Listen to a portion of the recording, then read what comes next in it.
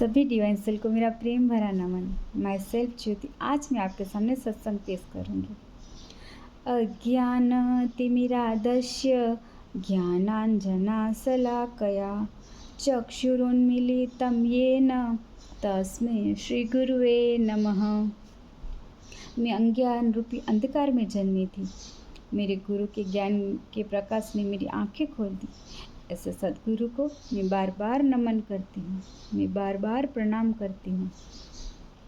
हम सब धरतीवासी हैं। हम उस परम पवित्र परमपिता परमात्मा की संतान हैं। ये पृथ्वी लोक हमारा निज धाम नहीं है। हम तो यहाँ पे सीखने आते हैं और हमारी की गई गलतियों को सुधारने आते हैं। आत्मा को भीषण दोषों से मुक्त करवाने के लिए आते हैं और हमारे अंदर जन कल्याण हेतु इसके हितकारी, परम मंगलमय और कल्याणकारी ऐसे सद्भाव को पुष्ट करने के लिए परमात्मा ने हमें यहाँ भेजा है। लेकिन ये सब चीज़ें हम भूल जाते हैं। जैसे हम अपने बच्चों को दूसरे बच्चों के साथ खेलने के लिए मैदान में भेजते हैं, पर हम ये तो नहीं चाहेंगे ना कि हमारे बच्चे वहाँ मैदान में ही रह जाएं। हम तो यही चाहेंगे कि वो खेल के फिर अपने घर वापस आ जाएं। खेल कितने ही मनोहरकारी क्यों ना हो, लेकिन वापस वो घर ही आए। ठीक उसी तरह परमात्मा ने भी हमें यहाँ पे पाठ सीखने के लिए भेजा है और वापस हमें अपने निज धाम जाना है, पर वो बात हम भूल जाते हैं। जब बच्चे खेल में अच्छा खेल दिखाते हैं तो हम उसको देख के बहुत खुश होते हैं, पर जब उसकी कोई गलती हो जाती है तो हम मैदान में जाके तो उसको नहीं बताएंगे ना। हम तो यही सोचेंगे कि जब वो घर वापस आए तब हम उसको आराम से प्यार से बैठा के समझाएंगे। ठीक उसी तरह हम भी परमात्मा के बच्चे हैं। परमात्मा ने हमें यहाँ सीखने के लिए भेजा है, पर हम ये सब बातें भूल जाते हैं और इस धरती लोक को ही अपना घर मान लेते हैं। और ये गलती हम एक बार नहीं बार बार करते रहते हैं। कोटि भूल को क्षमा करो दया सिंधु की खान, ज्ञान दृष्टि दीजिए मुहे हरहु तब अज्ञान। हे कृपा सिंधु, हे परमपिता परमात्मा, मेरी सारी गलतियों को माफ़ करो और मुझे दिव्य दृष्टि का ज्ञान दो, जिससे मैं अपने जीवन के अंधकार को मिटा सकूं। परम हितैषी हमारे माता पिता होते हैं। वो हमारे लिए सारी चीज़ों को लाते हैं। हम जो भी उसको कहते हैं वो सब हमें ला के देते हैं, पर वो सब शरीर सुख तक ही सीमित होता है। आत्मा से परे जाके वो हमारे लिए कुछ नहीं कर सकते हैं। उसके लिए तो सद्गुरु आते हैं। सद्गुरु हमें परमार्थिक मार्ग दिखाते हैं। इस भयंकर पृथ्वी पर मानवीय रूप लेके सद्गुरु सिर्फ हमारे लिए आते हैं। उसका कोई निजी स्वार्थ नहीं होता है। वो हमें परमार्थिक मार्ग दिखाने के लिए आते हैं और उसके लिए वो हमें बहुत सारी चीज़ें सिखाते हैं, जिससे हमें नाम जाप करना, ध्यान धारण करना, ऐसे गुण हमारे अंदर लाते हैं। अपनी भक्तिमयी प्रेममयी हमारे अंदर बीज बोते हैं। अपने मधुर वचनों से वो धीमे धीमे उसके अंदर खाद डालते रहते हैं। अहंकार, लोभ, फरेब जैसी अनचाही टहनियाँ होती है, उसको कभी प्यार से कभी डांट के उसको काटते रहते हैं। और ये मोह रूपी बंधन जो होते हैं उसके ऊपर भी जंतुनाशक दवाओं का छिड़काव करना भी नहीं भूलते हैं।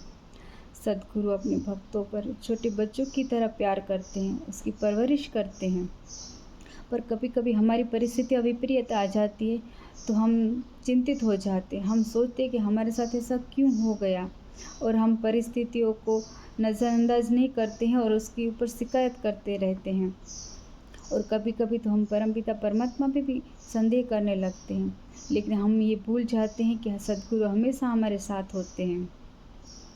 जब हमारी कोई ऐसी विपरीत परिस्थितियाँ आ जाती है तो हमें घबराना नहीं चाहिए और ना शिकायत करनी चाहिए, क्योंकि हमें ये सोचना चाहिए कि जो हो रहा है वो हमारे अच्छे के लिए ही हो रहा है और जो आगे होगा वो भी अच्छा ही होगा।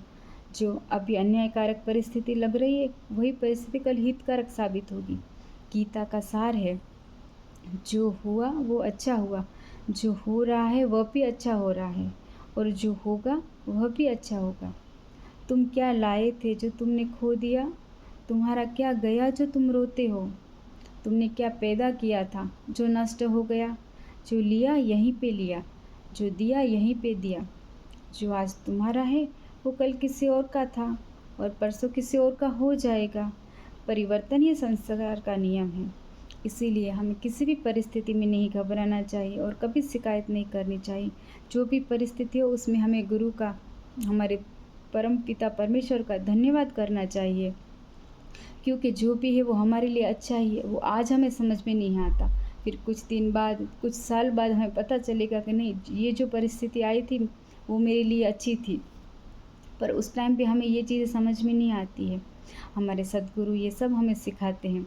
जैसे एक अलादीन का चिराग होता है, उसके अंदर हमें सहजता से जो भी मांगो वो मिल जाता है। उसी तरह हमारे सद्गुरु भी सहजता से हमें सब कुछ दे देते हैं।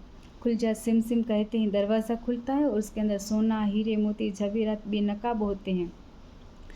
उससे भी अमूल्य ज्ञान, अक्षत ज्ञान के मोती, कभी पुस्तक रूपी ज्ञान का खजाना गुरु हमारे सामने खोल देते हैं, और कभी कभी तो प्रत्यक्ष रूप में आके जवेरातों की बरसात कर देते हैं। ऐसे सद्गुरु जन कल्याण के हेतु अपरिमित आनंद, असीम समाधान और परम शांति की नई नवेली परलौकिक दुनिया का दरवाज़ा खोल देते हैं। हमारे सद्गुरु कहते हैं कि हमें आत्मसमर्पण करना चाहिए, हमें सब कुछ परमपिता परमात्मा पे छोड़ देना चाहिए। क्यों?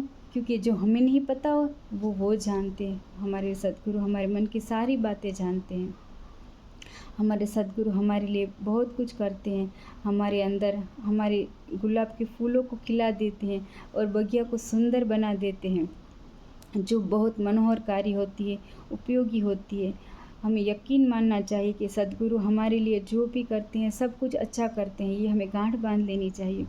जो हमारे लिए सद्गुरु कर सकते हैं वो हमारे लिए कोई देवता या कोई मानवी नहीं कर सकता। इसीलिए हमारे सद्गुरु अनुपम है, अलौकिक है। करता करे न कर सके, गुरु करे सो होय। 7 द्वीप 9 खंड में गुरु से बड़ा न कोई। ओम परमहंसाय नमः। मंगलानि भवन्तु।